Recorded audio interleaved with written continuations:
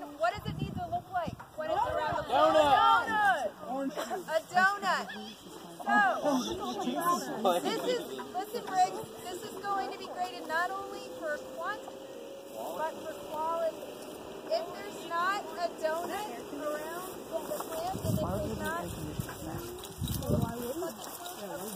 mulch around each plant, and we will know, it will not get counted. So you can't just throw it and run back. There are 3 shovels, I think, for each team. Locate your shovels.